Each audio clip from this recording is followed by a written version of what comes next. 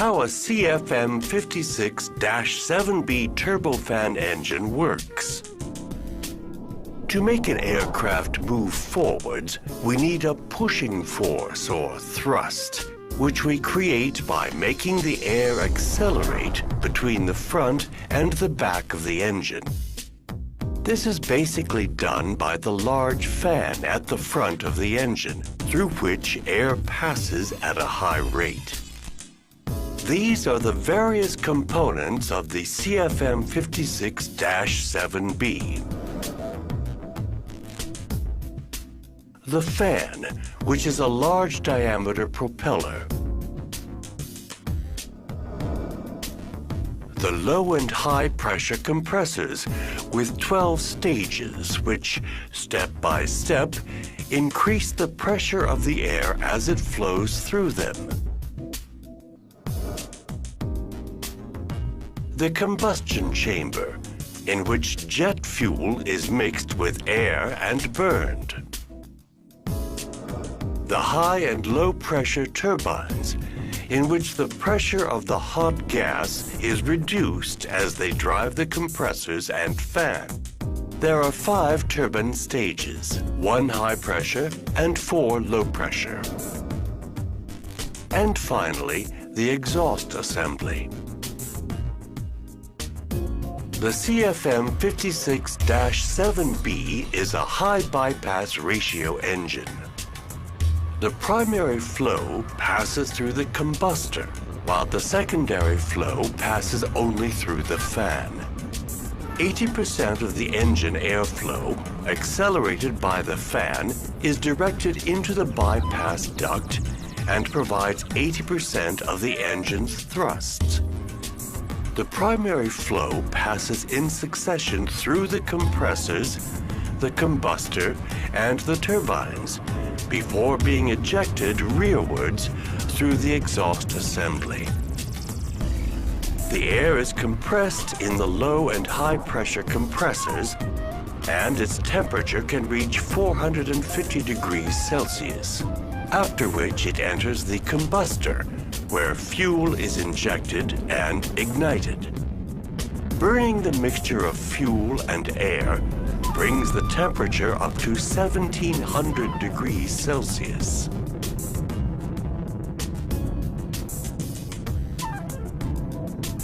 Finally, the accumulated energy is extracted in the 5 turbine stages, immediately after the combustion section. The pressure of the air drops as it passes through the turbines and makes them spin. And the turbines, whose shafts ride within one another concentrically, in turn drive the fan and the 2 compressors. The air is then expelled through the primary duct, joining the air from the fan stream. A turbofan is therefore a flow cycle engine. Air is compressed, then heated by burning fuel, after which it passes through the turbines which drive the compressors and the fan.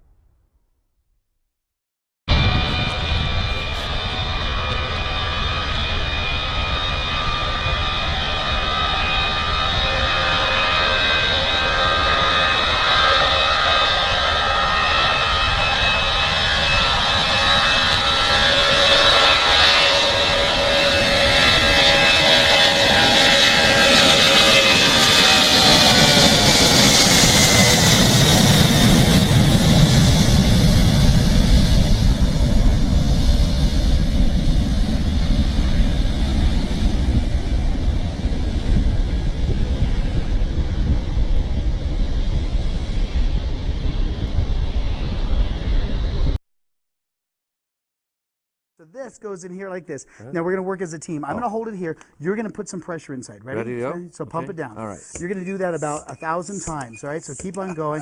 This is an area of high pressure, and as you're pumping it in here, we have high pressure, right? That high pressure is causing those molecules to now start to heat up. I think you're good. You ready for this? Watch this. Don't take your eyes off the bottle. Watch. 3, 2, 1. Oh, sure enough. Isn't that amazing? That is amazing. And there is your cloud in the bottle. Instant cloud. So we had all of those particulates, that were in there, and we had the moisture that was there condensed. That high pressure went to low pressure, and immediately when we did that, we had condensation. So now watch. Ready? See the cloud in there? Let's go backwards. Let's now add a high pressure front. Ready? Okay. So high pressure. Ready? High pressure coming in now. Isn't this nice? And the Isn't cloud. that just great? Look at that. This, you know what? Just This is amazing. a great Isn't that science great? experiment, and It's it great. requires very few tools outside of your $20 adapter that And you get now a workout with this as well. And Is that that, kinda and nice there? kids are exercising as There well. you go. Now, is that really? Is it like Ace Hardware or absolutely. anybody or And just a little tire stem and a valve stem. Now again, when we let go, high pressure to low pressure back to the cloud? And there it is. Isn't that pretty? That is a great experiment. And it's a I little bit must faster. say. Again, just using the rubbing alcohol, all we're trying to do is to get evaporation as fast as we can. And then look at the little puff out here. Isn't that kind of fun? So we get that little cloud that's sitting there. And as always, I put it up on the website. Yes, and we'll get it. Well, I know we'll get a lot of phone calls on this. So all you do is go to the 4 o'clock page, look for As Seen on 4 o'clock at 9 News, and look for the colorful Spangler Science logo, and you'll find this experiment and all the other great experiments that Steve does on the show. I get no work for it, done go during for the it. day. Never get any work done. People go, what are you doing? Wow.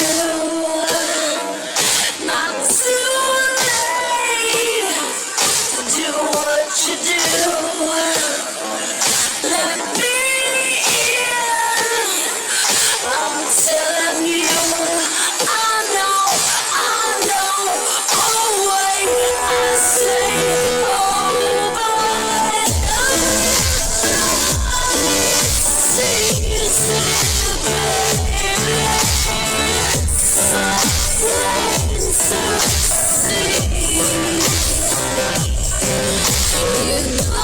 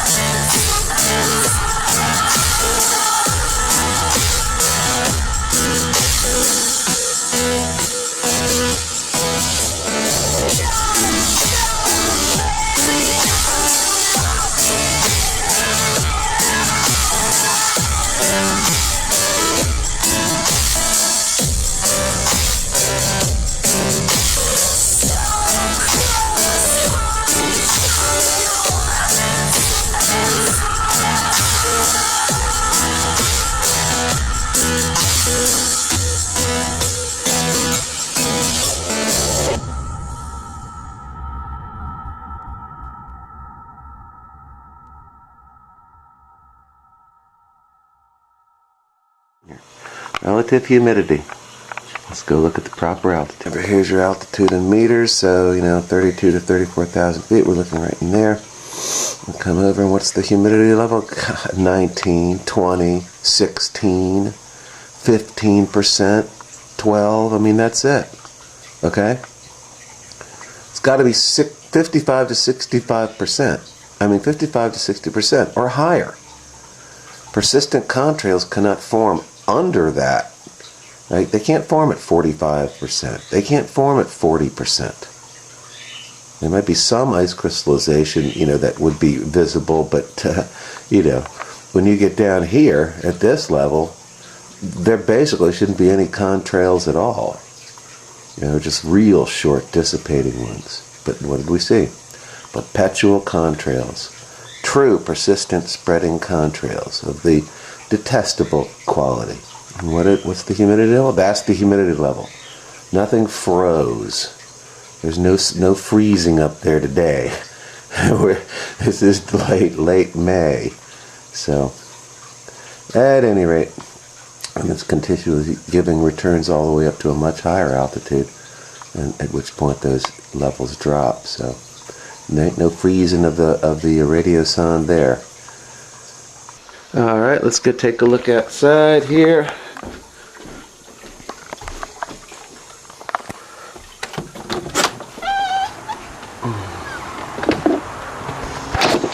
Yeah, see it? Right? That's your jet trail. It is spreading. It is completely persistent, which is the understatement word for perpetual. And what did we find the humidity levels to be? A third of what they must be for a genuine, naturally occurring, persistent contrail. Can we sure about that? You know, alrighty then. I do. We don't measure it that way anymore. But all right. Well, as I said in telecast, we would have white slime coming, and we have white slime, and best of all, chemtrails. A pair of trailers. Not a lot, but enough. Okay, onward. Also notice the frozen and lucite effect in the sky. See this clouds? There's virtually no movement in them. It's like a still photograph. Okay, here's them pretty clear, but the good news is they're coming out, boy. They are coming out. Maybe we can go plane finder that guy. Oh, sorry about that. It's Sunday the 25th. All right, so there I am. Right, I think I just bisected my house. And who is it? What's that guy right there? Where is he from? London. So he's loaded up there, British Airways. Interesting, and then released here. I would construe that as a violation of the 70s treaty. No chemtrailing except over one's own country. You know, can you actually use other people's planes from other countries if it's released over your country? It's one thing to load your own up overseas and release it here. It's another to have, you know, Lufthansa or British Airways doing it. Alright, that's right near me. So what we got? I'm going to have to be fast because I'm running out of tape. Now with the humidity, at the proper altitude, what do we have? Ooh, yeah, man. Massive chemtrails and the humidity is extremely low, right? Clouds that are frozen. See? I'm just going to watch for a second because I'm running out of tape. It's like, it doesn't get any more stationary than that. But what do we also have right there? That's a persistent contrail right there. So the humidity levels are far, far, far too low to possibly support that. And you also see there's white slime up there as well. See it above those cumulus clouds right in there? Humidity levels are far, far, far too low to support that too. So it just shows you it's their junk floating round and round. There's a good shot of it right there. That's one right there. It's a shred they released. Control is all about. It's frozen in lucite. Might as well be a still photograph. And this is pretty typical. Quite typical. 325, check this. Alright, this is great. Watch this. It's a team of two. Right, see the two trails? Notice the different color. One's blue, the other's brown. You can't, see it? There are two of them right there. They're practically running into each other. See it? Right there and right there. It's definitely magnetic powder, and I'm going to run in. Here comes another pair right behind them. See the collisions along the line? Okay. I don't want to waste a lot of tape. There's two of them. Those guys are right side by side. Right there. One kind of dissipating. Big boy going the whole way. And they got a third one right behind him right there. So let's go see if any of these guys are on. That's totally a team. There were two teams.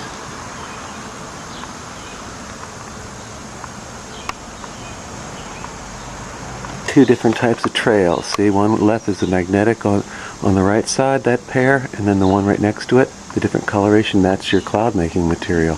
So let's go check in. Check it. See the different coloration? Like right next to each other, that's brownish and that's white. And then you can tell, you can actually see the shadow of the jet on the white slime, so it shows you they're right exactly there. Alright, that's a pretty good catch. Still not dissipating the other one. Right? How come one, you know what I mean? How can two of them stay forever and the other two just go right away? Huh? All right, all together. Just ran right inside. There we are. Hallelujah. There we go. Rome, Charlotte. There it is, U.S. Airways. This one. We don't have a pair, just one. Here's another one that might be one of them. From New York to Charlotte. It's right over me, so that's one of them. But their partners are not present. Is it 32? But it's not that guy. That's not the right path. Both the ones that we do have on, they had both had partners. They're both U.S. Airways. All right. Now my loyal opposition has a real serious problem. Two. A pair. 2 teams of 2. And both of them demonstrated 2 different types. One was magnetic type dissipating, the other formed the big cloud making crud. They both did that. Both of them had 2 different colorations, brown and blue. So you could say, oh, it's a different fuel type. What's the chance of a coincidence of both the pair of teams having that? Yeah, now you got a problem. Oh, and of the pair, of the 2 pairs, right, only one jet of each pair showed up on Plane Finder. Both of the teams were precisely belly surfing the slime, the white slime, fall cirrus, and with a humidity level of, under 20%, probably more like 6 or 7%. So, and again, what does that also show? That the white slime's always the same altitude, that jet cruise altitude. So there's your problem, folks. Yeah, right? There's got some splaining to do. Oh, look at this dirty bastard. What a time to come out and catch a wing sprayer. Oh, look at this guy. Go on, mate. Do your best. Oh, look at that. Fucking rainbow trail, look. You dirty little fucker. Well, well, well. Talk about being in the right place at the right time. Fucking bang on with this tosser. And what a fucking tosser. Look at that. The full wingspan. That ain't coming out of the fucking engines. That's coming out of the wings. And he's just stopped. What the fuck is going on? Look at this geezer. I hope this is fucking focused.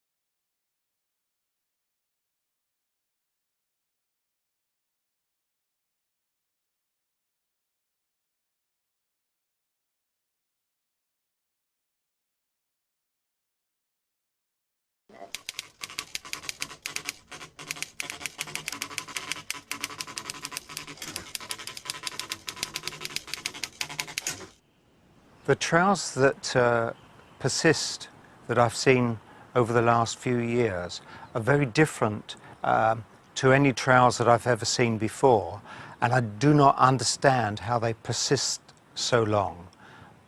It's normally a contrail would last 1 or 2 minutes or maybe 5 minutes, but to look up into the sky and see a trail slowly drift by for an hour is very unusual.